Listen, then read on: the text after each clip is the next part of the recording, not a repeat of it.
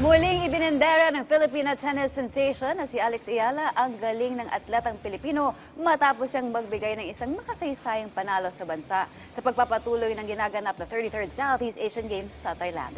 Para sa detalye, narito report ni Paulo Salamatin.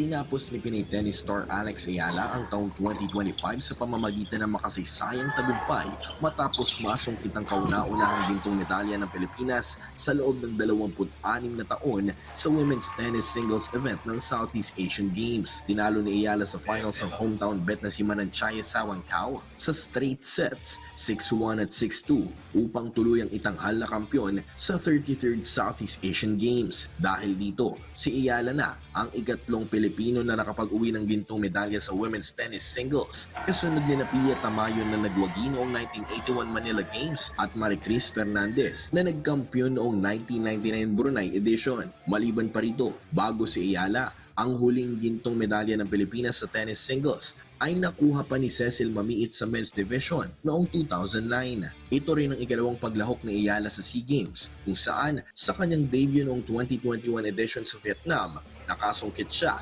ng 3 bronze medals. Actually, in my mind, this is the start of the next season. So, but I mean, to end the year on this highest is such an amazing thing. I wouldn't have thought would have happened in the start of the year. Dagdag pa ni Ayala, maliban sa iba pa niyang mga sinasaliang malalaking torneo, ibang-iba pa rin umano para sa kanya ang magbigay ng karangalan sa bansa sa mga ganitong klaseng kompetisyon. I think yan yung talagang pinaka nakakaiyak sa akin is when they play Lupang Hinirang or any like the national anthem, and parang matagal ko nang pinapangarap yon na ako yung makakadala ng ganong pride sa Pilipinas. So I'm so thankful, I'm so humbled to be able to represent our country.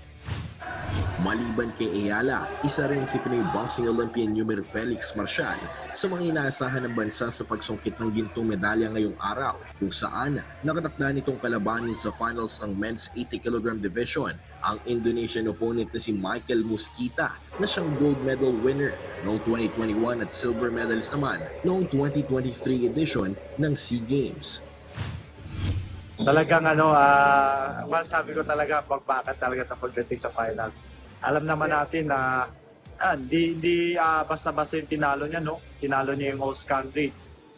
Kahit alam natin na dito sa Bangkok, talagang kailangan i-knockdown mo yung kalaban mo. Pero ayan, nakuha niya pa rin yung impressive win na ginawa niya kanina. So talagang malakas na kalaban yung harapin natin sa finals. Pero sinasabi ko na handa ako at gagawin ko yung makakaya ko para makuha yung gold medal.